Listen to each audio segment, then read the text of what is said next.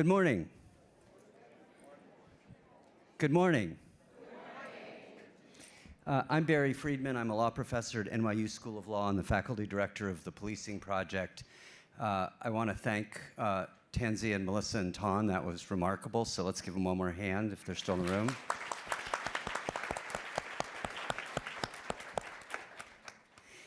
We're going to get started in a minute, but I have to start on a personal note with the word wow. I first finished writing about the idea of alternative response. I think I published the piece probably in April or so of 2020, about 2 months before George Floyd was murdered. And it was an idea. There were programs that existed. I wrote about some of those programs, but it was a pipe dream that it would be anything more than a few programs. And as Tahir said, you know, we gathered first at Georgetown in a room that really, we got such a response that the room only held 120 people, and we had to turn a lot of people away. We moved to NYU, our home, and we had over 300 people. And here we are in this room that I've tried since I walked into the room to capture with my phone camera, and I can't do it because it is ginormous. And what I see in that ginormousness is that we are here to stay, and I think that is absolutely remarkable. I remember Tahir at the first convening saying something that has really struck with me ever since, which he began by saying, we are here to have a new way of caring for one another. And I think that's what this is all about, is a new way. It's not brand new. Chris, who spoke to you earlier, has published a wonderful article with Claire Horn about the growth of alternative response. I still say alternative response, but I know we need another name. By the way, when I looked at the board, at the list of words that were there, I just want to mention one that was missing, because I think maybe it's a critical word, which is safety. And so I'm sort of tending toward community safety response myself, but I'm only one person. But I think the field is remarkable. So it's been an incredible 3 years. There are now, to our count, at least 140 programs operating around the country. It's growing all the time. We're doing a landscape analysis that Therese Todd is running, and she's going to be here tomorrow morning with folks from Zealous, where we're trying to tell the story of the growth of the field. We've had major announcements. The mayor here in Chicago announced that they were expanding their care program. My mayor, Zahar Mamdani, and set up the campaign promise.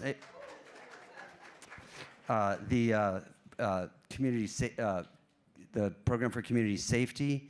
Our friends at LEAP say that there have been, I find this remarkable at some level, 500,000 calls answered by not the police. And though I am sure and know some incidents of things that have gone wrong, what is truly extraordinary is how much has not gone wrong, how often it was not necessary to call the police. And so that is incredible. And still, I think we're all aware that the field has and is going to encounter challenges on its way to sustainability. I feel incredibly lucky to be here today on this stage with 4 amazing women who are really bringing this field to fruition, people I am proud to know, and I want to introduce them to you, and then we're going to start talking about some challenges. So to my far right is Dr. Amy Barden, who I guess I first met in Washington, D.C., though it feels like 50 years ago now. Amy runs the program in Seattle, the Seattle Care Program. To my immediate right is Dr. Lisa Chowdhury, who I've actually just met in person a moment ago, and she runs the program in Paterson and New Jersey.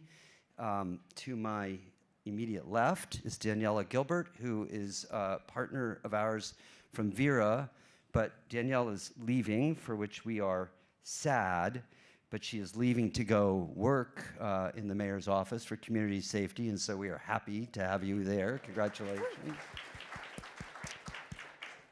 And Moki Macias, who runs the program in Atlanta, and who I have been wildly enthusiastic about and admiring of that program for many years now, and watched some of your victories and some of your challenges, and I think this is probably very apt to be talking about this now. So we're going to do this in 2 general rounds. First, we're going to do some quick rounds to ask what the challenges are, and the rule that we've got among us, or the game that we're going to play, is I'm going to call on people. I've got 3 questions I want to ask them, and they're just going to give us a word for a challenge. And a brief description of the challenge. And then after, I'm going to take notes. And after I've got my list of challenges, then we're going to go into phase 2 where I'd kind of like to say we're just going to solve them all, and then we're ready to all go home. But I don't think it's going to be quite that easy, but it's the beginning of a conversation that I hope that we'll have over the next couple of days. So I want to start with the first question. The first question is kind of the happy question. By the way, I just have to, because I see all of you. I notice this when I teach law, that like the students don't realize that I see everything that happens in the room as it's happening. And there's something incredible about these convenings, because you all go to convenings, I go to convenings, and we all know what happens at convenings. Half the people are out getting coffee, talking out loudly in the hall, everybody's on their phones. This is the 3rd year in a row. Everybody's like sitting in their chairs, taking notes, paying attention. So you all are amazing, and thank you. Okay, here's the happy question. When you started, what was a challenge that you just were sure was going to be a problem, and surprise, it didn't turn out to be a problem? You want to start? Initially, police territorialism I thought would be a problem, and it wasn't. Great, thank you. Lisa? Initially. I understand. I know where we're headed. Things can start out not being a problem and become a problem. Lisa. Oh, here, do we have? I don't know if there. For us, community buy-in, and what I mean by that is shifting the culture. I didn't know it was going to be this easy and this needed. Great. Daniela. I would say familiarity or understanding of the issue. I think in a lot of criminal justice reform, there's so much concentration of the system impact that people who don't necessarily have exposure to it may not understand. And people really understand the need for a different kind of response. I do find when I talk to people that you talk to them for just a little while and then you get that makes sense. That's like the reaction I get most often. Okay, Moki. Yeah, I would say ongoing private investment. You know, we were pitching to our funders initially that this would, you know, we wouldn't need a lot of private investment going forward because it really needed to be public dollars. And what we have found is that we have continued to need diverse funding sources to be able to protect and buffer these programs. And we have, I think, seen pretty significant private investment continue. That's great. It's bad because we need more public investment, but it's great that you're actually finding those resources. Okay, that was the happy round. Going to get tougher now. So now, I'm curious to hear about a challenge you never would have anticipated was going to be a problem, and then you ran into it. And so I'm going to, again, keep a list of these, and then we'll circle back to some of them. But what did you not think was going to be a problem? Let's start down on this end with you, Moki. What did you not think was going to be a problem, and then, boom, it was? Thanks for starting with me, because I'm going to steal Amy's. Think of another one, Amy.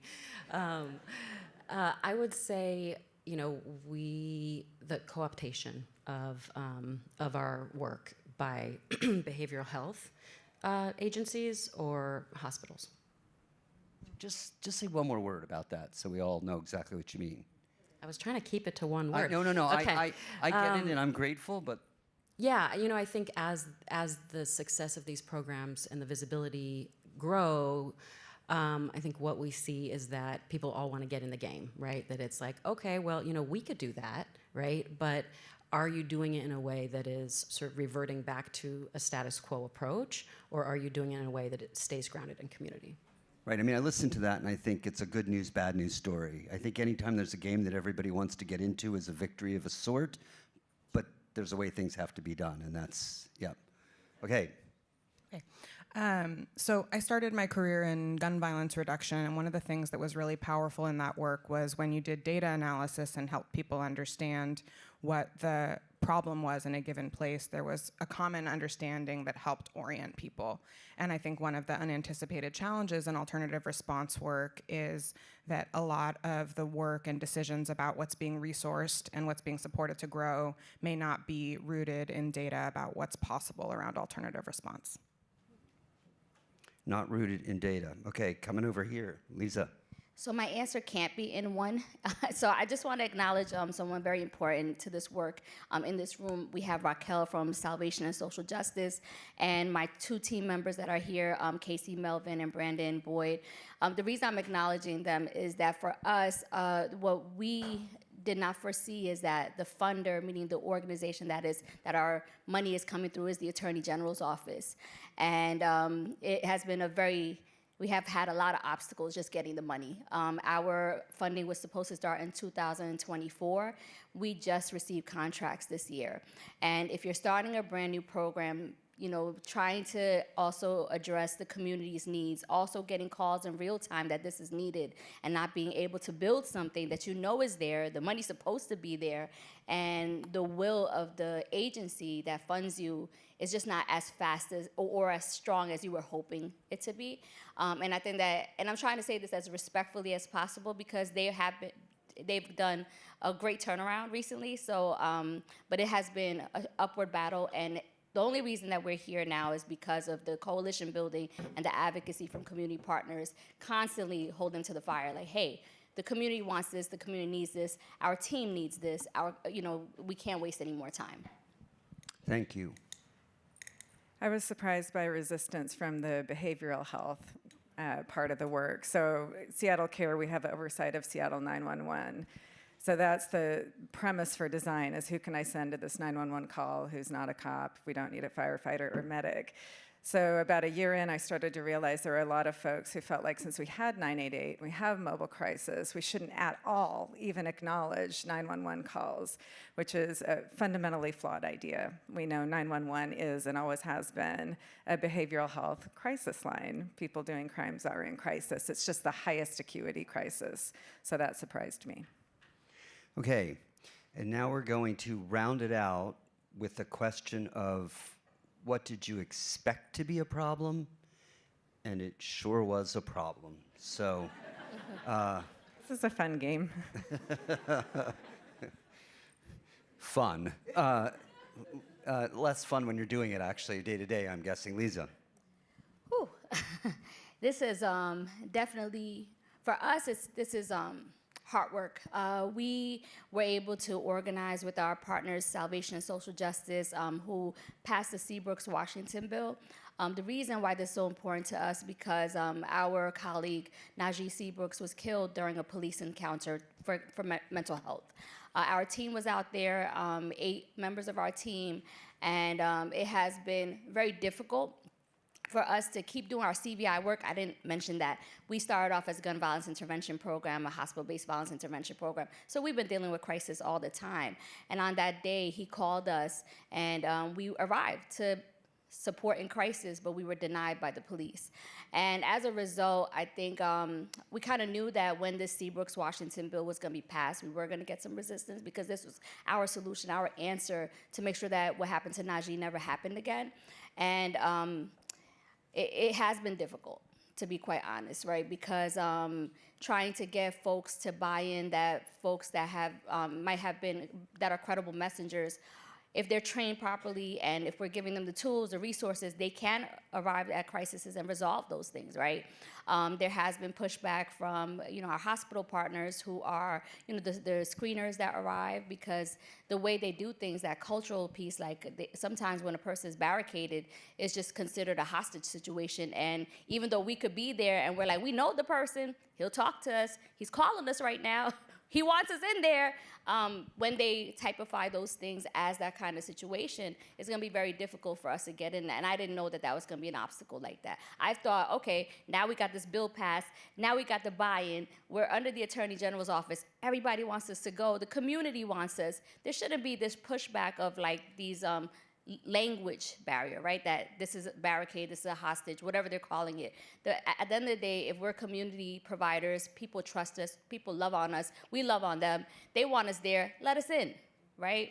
Let us try to resolve it before you take the worst case scenario where someone is getting killed because maybe you couldn't resolve it, but maybe we could have, So I didn't foresee this being such a big issue that it is, and but we're gonna rise to the challenge and we're working things out.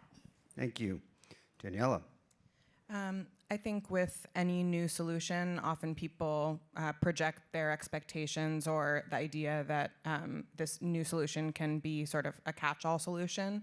And so in a lot of places that are trying new responses, then there's an expectation that they handle every form of visible social disorder or address the unmet social needs that have, been affecting communities for decades. And so I think the idea that alternative first response can solve this, underinvested in continuum of care is a challenge that continues to persist.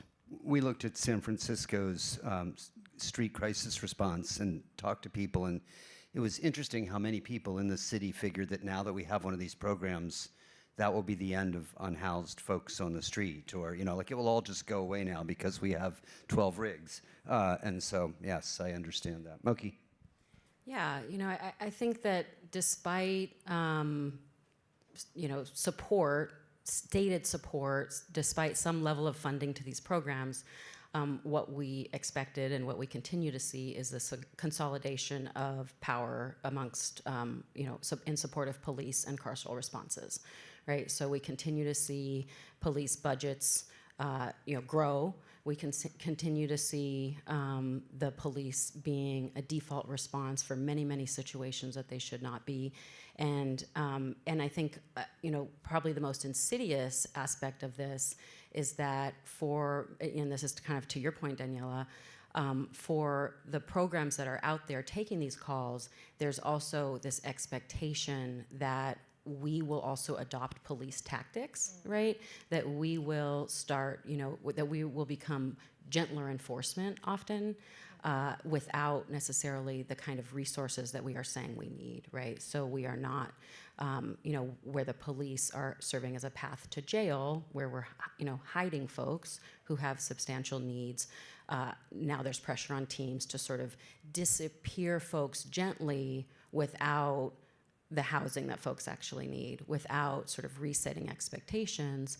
That's not our goal ultimately, right? Our goal is to care for people and to help them navigate an environment that is deeply under-resourced in terms of the safety nets that we need. So I just want to fill that out a little bit. I'm making my list here, and we're going to go down it, which is in part that there's a lack of, an expectation that maybe you all respond, but then you have to do something with the folks who have needs. It's not like it ends right then. And the need in part is to not follow the carceral responses, but have follow-on services that are helpful, that are not that. Is that yep, okay. And last but not least, Amy? I came into the space very suspicious of politics. I'm a career nonprofit and have sort of steadfastly avoided people seeking power and money, actually. And it has been interesting to realize how disingenuine political support tends to be. If you Google Seattle Care Department or Amy Barden for the last 4 years, you're going to see across the board anybody running for anything, anywhere in the area proclaiming support, how much it matters. And the first year I was like, this is fantastic. This is fun and easy. And then when you see how decisions are actually made, how we actually behind closed doors, what we say yes to, what we say no to, it is very disorienting and deeply disappointing. And that's why it's so healing to be in these spaces where I remember that's politics. That's not the average person. The average person does care. And the average person does understand that crime and homelessness and crisis and these things are all interrelated. We're talking about our neighbors, about our brothers and sisters. They deserve better, and we can do better. Thank you. Okay, we're done with round one, but I want to deviate just a tiny bit from the stated program. Forgive me. I'm going to run down the list, and I just want to see a show of hands for each item on the list if it's something you've encountered in your work, okay? Ready? The winds of political change buffeting you. Okay. I'm waiting to see the one where no hands go up. Police territoriality. An interesting one, which is co-optation or resistance from other players in the behavioral health or related fields to the work that you do. That's the one that might surprise me the most. Don't expect to see a lot of hands on this one, but funding. So this is kind of a joint question about call types. I'm going to do both sides of it. First, which is a struggle over the kinds of calls to which you are able to respond. Then the other half of that, which is having call types thrust upon you after a while that you maybe aren't funded or able to respond to. Okay. So the next is about workforce danger or threats to your team, both from sort of handling the calls, but also, I think, exhaustion, trauma, burnout. So any of that where we have workforce concerns about the teams.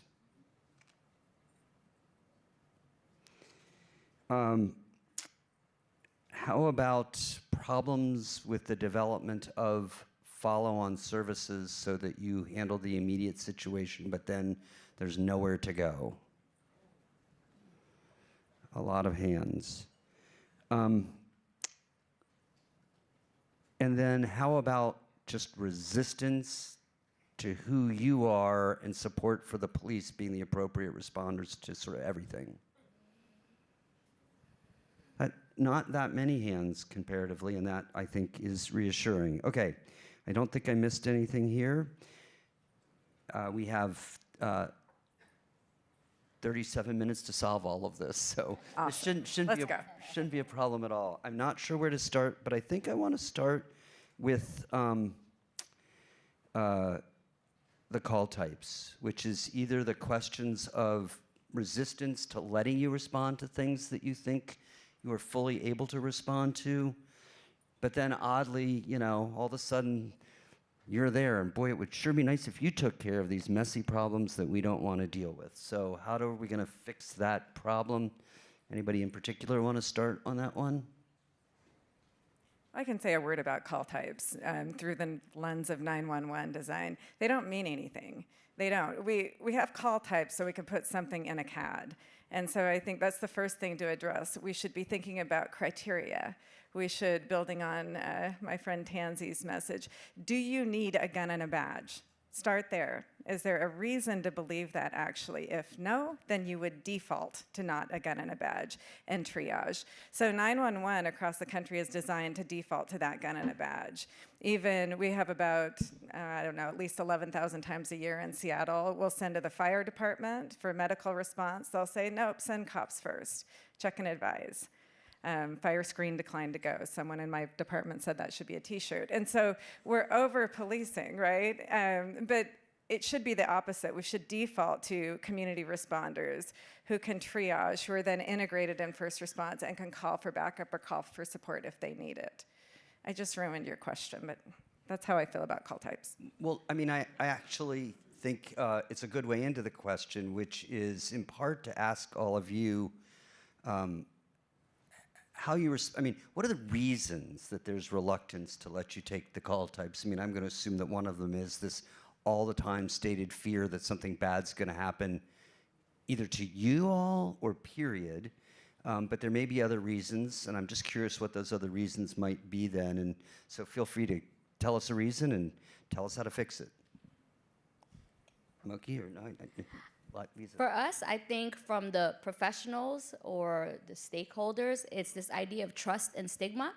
I think because there's this understanding that community-based responders somehow are not smart enough or skilled enough or capable enough.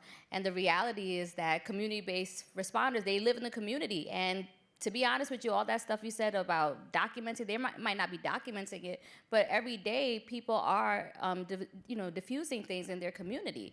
So why not give them the tools, the support, the sustainable funding to make sure that they can professionalize this, right?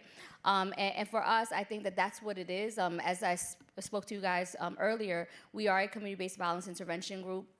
We do have folks that have, that have been incarcerated before or have been affiliated with some violence in the past. But we have also proven in the last 5 years that what we're doing works. We have dropped the violence by half.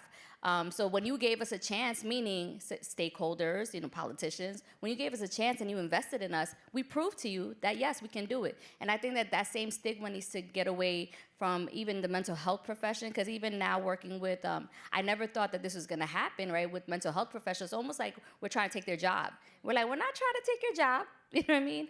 What we're trying to say is that sometimes in the community, there's this lack of trust, because oftentimes when systems come, they come with this heavy hand or ready to typify things, and this person might just be having a bad day and they're wilding out, Let Brandon come. Let Casey come. They'll talk to them, and they know them. They've known them as a child. Casey will take them to the barbershop. Maybe he'll cut his hair. Because one time that actually did happen. A young man said, I want a haircut, Casey, when Casey arrived at the site. Casey said, all right, I'll hook you up tomorrow. And that was it. So sometimes it is that simple, and I think that they're over-professionalizing, over-complicating something that, hey, I know you since you were 4 years old. I got you. Let's go, right? And I think that that stigma and that underestimating us needs to stop. Other thoughts, Mookie? Yeah.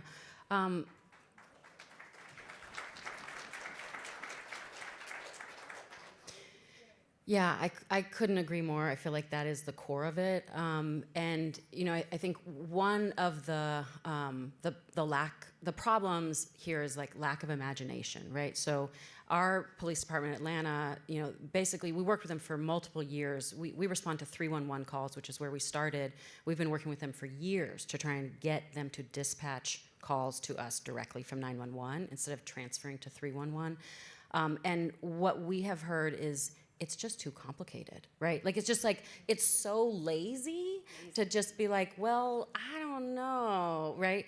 But I think part of that is that there is an expectation that police have been the default response to everything. And so the community response agency now needs to become the default response, right? But what I think we're looking for is actually this ecosystem, right? This ecosystem of different kind of responders. And I think that's where, I'm just so thrilled that we have many more CVI folks in the room with us this year, because that is different kind of work sometimes, but we are working with the same people, right? So like, it's not gonna be PAD that necessarily goes out to diffuse an interpersonal conflict, right? But if our systems were smart, and if they could take a little more effort to work out who actually needs to be responding to these calls, they could be tapping into the community groups that are doing the work on the ground around community violence, right? So I think it's in part like sometimes we set ourselves up a little bit to be like, oh, just send it to us. We can handle everything. That's not actually the vision, right? Like, we don't want to replace one default response with another as much as I think we want to push, to Amy's point, to not have police be the default response, and then to start with, what does this person actually need? What does the situation actually need? And who are the right people to make that connection? I'm going to come right to you, but I just want to throw a word in, which is dispatch, which is, I think it's so critical for the people that are dispatching to start to understand what are the alternatives that are available, and then that we have the right protocols or ways of doing things to send the right responders, so that if you don't need a badge and a gun, you're sending what is needed. Right. In 2020 or 2021, when there was increased attention to the possibility of alternative response, often the talking points around defining success were about not needing to call law enforcement for backup, or the idea that responding to calls was safe for the responders. And I think that really reflected underlying fear and an orientation around control rather than care. And so I think that I really appreciate Amy's point that the call types are just kind of made up. I mean, there's so many of them. It took me a year to figure that out, by the way. But I think, when Vera recently did an analysis of the publicly available NYPD 911 calls, part of the purpose was to show, in addition to mental health calls, there's other kinds of situations that could benefit from alternative response. But really, the purpose was to to initiate or continue the conversation and get more specific around how we can use the available information about what people are calling 911 for as an untapped resource that reflects really what community needs are, right? And so I think the more that we can think about call types as a window into understanding the gaps that we're facing around an ecosystem of care, I think that would be a helpful orientation. Yeah, I mean, I remember when we first started working in this area, and we thought, well, let's just look at the call data and see what you can see. And what you do when you look at call data, as you all know, is it's a swamp. Like, it's absolutely, you can't make any sense of it whatsoever, and I think that's a real problem. I'm going to switch to a different topic. I'll tell you what it is in just a second, but then I want to come back to this topic and that one together and really ask you to try to offer the group advice on how we can go about fixing the problem. But I think it makes sense to put together with this problem the pushback that you get either from the police or from other folks in the areas to which you do response, like other behavioral professionals, and just say a word about that and how you might start to tackle it and how you experience it. So I'm sure you do. I know Amy wants to jump in here, so I'm going to let you jump in. Initially, when we rolled out in Seattle, it was early 2023, and we had 6 responders, and we had about $1.5 million. And so I think some of the initial support was that Seattle has a history of coming up with a cute acronym and rolling out a pilot and then sabotaging it and doing another cute acronym 2 years later. And so nobody took it seriously. And I got asked that question all the time about the pilot. Once we had been to 1,000 calls, 88% of which had come from SPD requests that were being turned over. And again, everybody was high-fiving. I was like, no, it's not a pilot. It's a thing. It's a thing. I knew this group. I knew Moki. I could see around the country what was safe. We were getting closer to a blueprint already. I think what happened was it started to become ubiquitous. It started to become normal, that people know who the care responders are, that they understand half these calls don't have anything to do with fire or police. That's when it started to pose sort of this existential crisis to existing unions. We're in a very labor-forward environment. So we keep pushing ahead. My message is that we need an adaptable, flexible system that will match the right skill set to the call. I'm looking at my friends from Durham. I ripped that off from them. That on a lot of 911 calls, you would ideally have a clinician and a medic and a peer and perhaps law enforcement on standby, and that's the system we need to design. But we do face a lot of resistance now because I think people go, oh my God, maybe she's right. And maybe 400,000 calls are going to be redirected, and what does that mean to our staffing and to our budget? I think for folks, again, I'm from the behavioral health side, and so I think you feel like, well, we don't need that system. We have good stuff over here. But you lack an understanding, a real understanding of, again, the depth of crisis involved in the criminal legal system. When I listen to Melissa, it makes me want to cry, because I know a lot of Melissas at this point. And so, concurrently, as we're changing who we send first to the call, we need to really think about what are we handing off to, what system, and how do we hold those systems to account, both the criminal legal system and the behavioral health system, so that we break these cycles for people. Good. Anyone else want to jump in before I turn to how we're going to fix this? I thought I just did, Barry. I just said. Fixed it. Yeah, I'll jump in. So I was just double checking the name of the panel because I love talking about power, but I wanted to make sure that it was appropriate for this moment.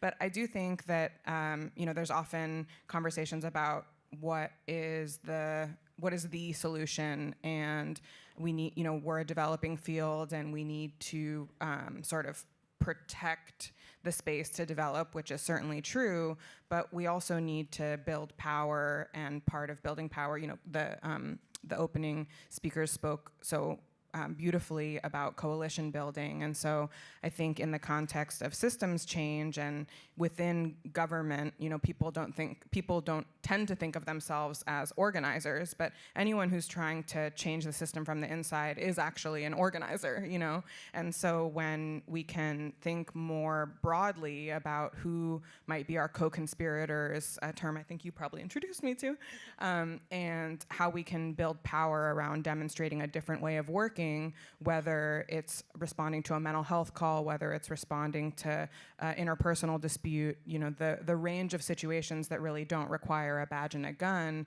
and think about, in addition to providing a care-oriented response, thinking about the way that we can use that experience and that connection to build influence and power. Could I also add? Yeah, jump in. For us, definitely coalition building. So I want to go from the state side and the local side. So from the state side, as you said, our program also is a pilot, right? And we don't want it to be a pilot. We're like, this is Seabrook's Washington bill. This has to be how we handle community crisis when we can be able to enter the home and be able to save a person's life instead of the police be there. So a lot of coalition building, a lot of organizing with folks that align with you is important. Not just, can I just say for me and for our team and for us, is very important because this is, like I said, it's very personal to us, right? So we want this to succeed for Najee's legacy.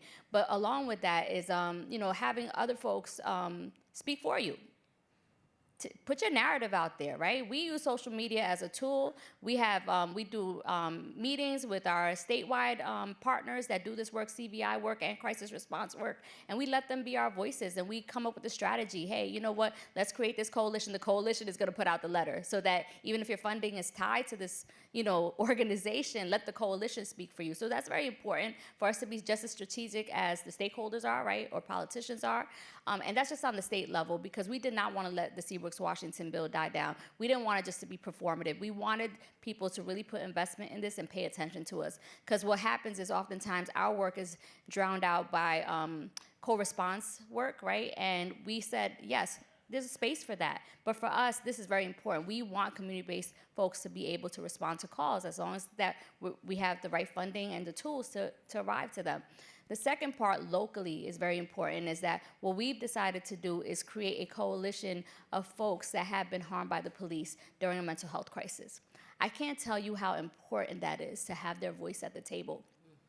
Since we started this, we've had about 3 or 4 meetings, and it is just amazing to see how much their input is so important, of what went wrong and how we can document it. I have researchers now, academics, that are documented, so this could be a policy paper and a report, so that we can document, hey, this could have just been solved by this, right? And this is their voices, because oftentimes they're left out of the equation. These are people in your own community. That's why we're even passing these bills. That's why we're even creating these systems, and we're discounting them.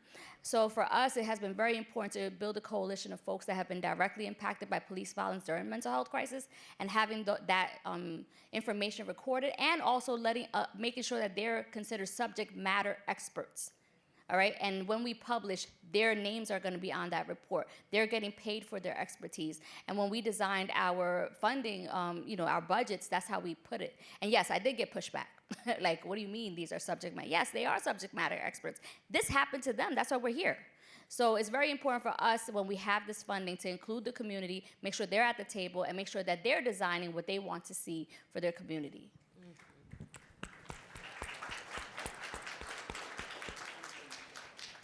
Moki, I'm gonna sum up some of this and then let you bring it home, okay? So I share Amy's vision entirely, as Amy knows, which is we really need to be getting the right responder to the right people, and unless we need a badge and a gun, we don't need a badge and a gun. And in fact, the only part of that that causes me concern, and is a challenge, I think, for all of us, which goes back to the dispatch problem, is either there's more holistic training for the non-police responders, or we have to do a better job of triaging to get all these different responders together. But I share the vision completely. We need to get everybody else to share the vision. I'm hearing a lot about coalition building. I'm hearing a lot about building the power so that you're actually a force in the ecosystem. A lot about narrative, and I think narrative and communications is really important. People respond to stories, and the stories are powerful and affecting stories. What would you add, Moki? Anything? Yeah, I agree wholeheartedly that this work comes out of movement. It comes out of Black leadership around protecting Black lives from police, and we wouldn't be here without that, right? And that is true every day in our work, right? Like, the reason our programs are protected and sustained is because of our movement of staying aligned with and in coalition with movement leadership. And I think that, one, I have to call out Tiffany Roberts, my movement bestie. We're going on 20-year anniversary of, I don't see her in here, but she'll be in our next session this morning, but we're going on 20 years of, there she is in the back, of doing criminal justice reform, organizing, and policing, trying to transform policing in Atlanta. And, I want to say it's not just about the way we protect innovations like this, right? And the ability to do something different.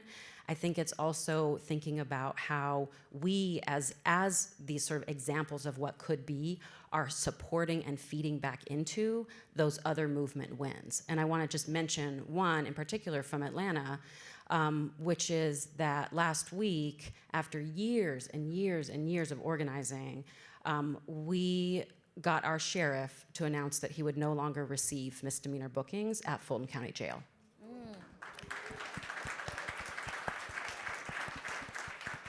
And that matters a lot for us, right? Like that creates the impetus to say, you're not bringing these folks into this, this fatal facility, right? So you're gonna need to divert folks to services or connections. You're going to need to call alternate response, right? So that pushes our work forward, but at the same time, it's symbiotic, right? Because it also, I think a big part of getting a win like that is that organizers on the ground and advocates on these policy issues are able to point to us, right? They're able to point to these programs and say, it exists, it is possible. We have another way that our community is building. So I think it's just important to kind of stay connected to not only the people that have made this work possible and continue to, but to the campaigns and to the wins so that we can actually get there together. That's terrific.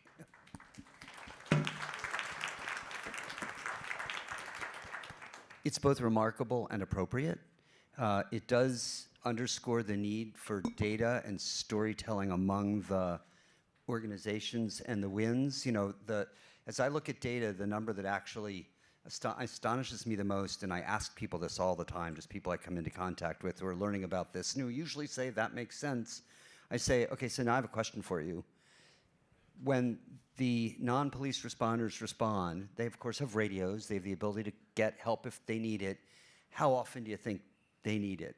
And people guess all over the place. Though they've been asked the question, and so they think that they've been asked to guess low. But I think everybody's surprised to hear that the data constantly is between 0 and 1%. And I think that's incredible. And I actually have been looking for social science partners to help us study that, to understand why that is. I have a lot of hypotheses, but if there's any social scientists out there who want to think about this with me, I'd love to do that. Okay. Let's go to a tricky topic, a hard topic. Money, funding. That has always been the worry. As ARPA funds dry up, it's more and more and more and more the worry. And so what advice do you have about how to tackle one of the most important parts of sustainability, which is keeping yourselves funded? Mookie, do you want to start? I know you spoke to that earlier and have had wins and challenges both. So I do think it goes back to people have to fight for it, right? I don't think any of our programs, whether they are independent organizations contracted with jurisdictions or whether they are internal to local government, I don't think any of our programs will survive without people fighting for us. So I think that's key. The other piece I'll say, which, people keep telling me I'm not allowed to say this out loud anymore, but, we're in budget season in Atlanta.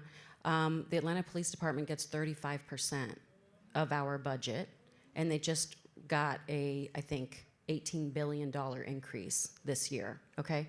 We are fighting every day to get $2.5 million from our city government. We have to go after the police budgets. I know you don't want me to say it, but we do. Yeah.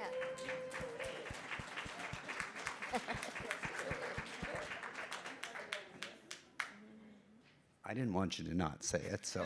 It's you, Barry, it's you. That's the thing about money. I mean, it's like physics, right? There's only so much money, and you can either get more money or you can divide it up differently. And the money is there. It's not a question of the money not being there, it's where the money is going.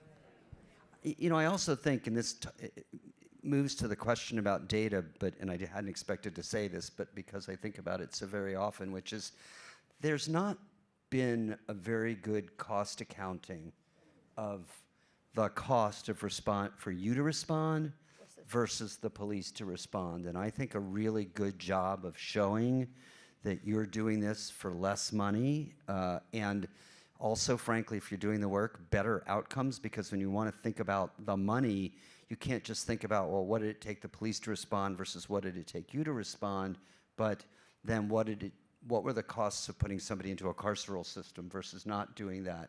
Though in fairness, you know, where they're the follow-on services, and what are those costs, and what are the ultimate outcomes? And so it's a complicated question, but I think it's work that really needs to be done. I'm sorry, can I add one more thing on that?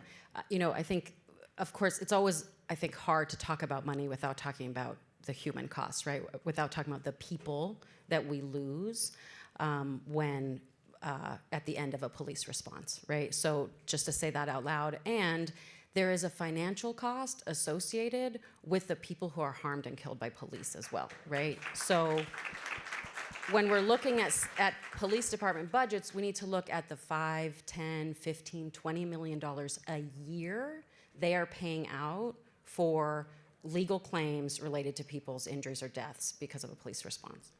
Yeah, I mean, I think when people talk about this, what often gets lost is, I'm a big fan of cost-benefit analysis, but you can't do it without thinking about social costs and social benefits, and they often, just because it's harder to turn them into money, they often get ignored. Okay, funding. What else are we gonna do about funding? Lisa and then Amy. So one of the things, I was never into politics. Well, I am into politics now, but Welcome. Welcome. Yeah, but only because I have to, right? Because I want to make sure that we have sustainable funding. But find that legislator locally, build a relationship, even if it's not with the legislator, with those aides. They're young, they're hungry, they believe in the work, right? Get those people to be your cheerleaders, because that has been such a great tool for me. I'll get that young person that I meet at like an event, and I'll be, hey, are you with so and so? Oh, okay, let's sit and talk, and then and invite them to the office. Let them see your work. I've noticed that once you personalize the work for some of these political figures or their aides, because they're really the ones that are doing the work behind the scenes and kind of creating that agenda for that legislator, right? Get them in your office. Have them talk to your staff. My staff knows all the time. But hey, we got a visit today. Make sure things are clean. You know what I mean? Show them the kids. Show them the clients. Show them whoever wants to come, because that's important. Because they need to see when you are spending those dollars, people's lives are really impacted, right? And it doesn't have to be this big political spectacle. It's just a matter of humanizing the work, right? So I think that has been a great tool for us, where we have invited folks to the office, invited political figures to the office, so that they can have a one-on-one. Right now, you want to know, well, what is this work? Because sometimes with our work, especially, people don't understand it. They just think they have this perception. And recently, even we met with our congresswoman. She had no idea that we were helping in the way we were helping domestic violence victims, sexual assault victims. She just thought, oh, you're just working with gang violence. And we're like, no. And even if that is all, it's still important, right? And this is why it's so important. And having her hear the stories, see the work in person. So I urge you guys, it's been a really big shift for me, but it's so important. So make sure you get out there with your cheerleaders in that legislative, in the state departments, the federal departments, so that they can continuously fight for you for your money.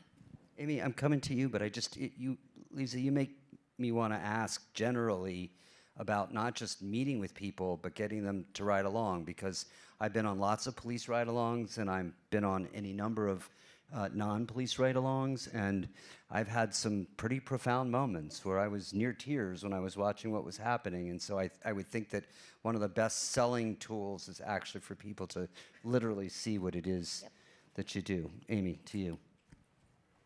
One of my main takeaways here in 2023 was to make the business case. It feels kind of gross for those of us who care deeply about people to assess the value of life that way. But Albuquerque early on had done just a real simple rendering. This is what it costs to send this cop, pointing to the different equipment, the overhead. This is what it costs to send an ACS responder.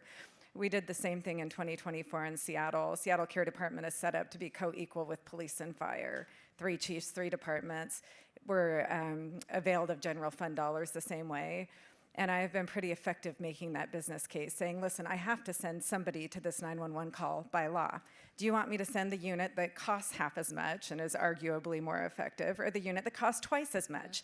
She said with a smile. It's pretty hard, right, for elected officials, for the council to go, no, spend twice as much in a space of budget scarcity. So I'm happy to help you do that math. It's not actually that difficult to do. And I'm not even talking about incarceration and the hospitals and all the other expenses. I'm just looking at what does this 42 minutes of 2 law enforcement officers cost the city, or fire, or medics, or the care responders. And we pay our folks.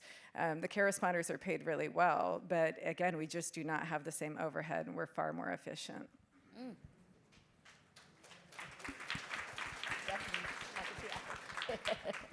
We have 8 minutes, and I have 2 more big topics, but did you want to, good? Okay, good. Okay, we have 2 more, I think, big topics.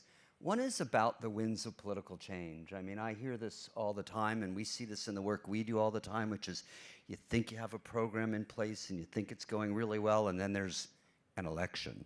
And there are new people, and they don't know about you, and they don't care, and they want to do their thing. So I'm just curious the extent to which you experience that and how you juggle it when it happens. It's been advantageous to talk to people who are running for office. I learned that in 2023. I couldn't even tell you what the election cycles were at the time, but it was a big one in Seattle. Almost the entire council was turning over. And so I learned I always accept every invitation to talk to any human ever. I've maintained that policy. And so it's been good. We have a new mayor, new city attorney, new council members again this year, new county executive. And they already knew us well, not just me, but generally people come sit along in 911. They go out on ride-alongs. So I encourage you to prioritize that. If you can help individuals, again, outside of chambers and city hall, but individuals to understand, to Lisa's point, why it matters. That these are people. Most people are only a degree removed from some sort of mental health crisis or substance use crisis, and they do understand. And if you can anchor them in that purpose, it tends to go better when we get to City Hall. Good. Anything else on political winds? Well, You're about to go into them, Daniela, so tell us what it's like. About to go right into the wind stream. Mayor Mamdani included in his campaign platform setting up a Department of Community Safety and aligning public safety innovations under one roof to better coordinate and to address some of the gaps and unmet needs. And what you sort of promise or put out there during a campaign, it looks different than what's required in implementation. And good implementation requires, deliberation, collaboration, things that take some time. And I think it will continue to be both an opportunity and a challenge to have the kind of seed that was planted during the campaign, but ultimately, I don't think we would be where we are without that. So I think the other thing that I would say is, we've talked a lot about sort of the default being badge and gun and challenges with media orientation around expectations for the timelines around change. And so I think the more that elected officials and influential policymakers can understand and be allies in telling the sort of longer change story, I think it'll serve the field better. I remember during the campaign, I was actually here in Chicago, and I was listening to one of the mayoral debates, which were a wonder all by themselves. And I had my laptop on the bed, and my poor wife, because you would get these questions from journalists about, well, but you want to send, isn't that dangerous? You want to send people that don't have a gun? And I was just screaming at my laptop saying, this is the largest city in the world, and you were just unaware of the fact that this is happening all over the country, and it's okay, but it really just shows the challenge that the field has to get that word out to so many people. We have less than 5 minutes left, and I want to turn to something that I suspect everybody in the room encounters in some way, and I have seen and get your advice about, which is caring for your teams. So your teams, cops face a lot of trauma. I think it's important to recognize that. Your teams face a lot of trauma. They have a different approach to the situations that they're going into, but I don't know enough about burnout, about dealing with that, and what you're experiencing. So I'd love a little advice about that. I don't know. It looks like everybody wants to go first. So no. Let's all talk at once. Go. Whoever'd like to. Washington State's been very focused on statewide legislation, advocacy. My friend Brooke Bittner's here to make sure that crisis responders, again, whatever the configuration, if you're talking about the clinicians and co-response teams, mobile crisis teams, care responders, alternative responders, they all should be availed of the same supports that other first responders are. They need peer support, they need well-being strategies, we need budgets that will accommodate reasonable work schedules, so we're not forcing overtime on everyone. So I would encourage you to do that. Figure out who's similar, not the same necessarily, and start advancing that statewide fiscal notes in the budget. I've often in Olympia said they need the same things. I try to simplify it. The care responders need the same things as police and fire. I think one of the things that for those that actually run programs and are responsible for your staff's well-being, I think we have to also be able to say no. Like, you know what? Right now we have to take a break, and I'm very, I'm very stern on that. And I say that because our program recently dealt with 2 mass shootings, right? And this is around the clock work. On top of, now there's a crisis, and we haven't launched our full crisis work yet. But even in the midst of that, our team is willing to respond to everything. And sometimes even with my team, and they're right there, they'll tell you, I'll be like, no. Right? Because right now I need you to not be burnt out. I need you to de-stress. We have a therapist on staff that if I feel like, hey, because some of the things that they're going through, this is not removed from them, right? This is in their community. This is people that they know. Why don't you sit down with the therapist today just to process everything, right? Before I just have you move on. And I think us as leaders, it's our responsibility to know our staff, know when you see their, like for me, I see their body language. I'll see how they're, moving because I see them, often. So I know that it's important, when they're a little off, right? Like, hey, I need you to take a break. Why don't you sit down? Along with that, fighting for those budgets, right? Making sure that wellness is a part and integrated in that budget. For us, we've been pushing our legislators to give us first responder status, like you said, right? Because that comes with certain perks, that comes with certain, just the language behind that, right? Because oftentimes our work is not seen as that we are first responders, but we are doing first responder work. So I think on the legislative end, on the state lens, to make sure that people take our work seriously, give us that first responder status. Second, when we talk about budgets, making sure that wellness is well integrated into our budget. That includes mental health therapy. My staff, that's full-time, gets full benefits covered by our organization. So even if you don't want our mental health therapist, you have free health care, right? That is really top tier.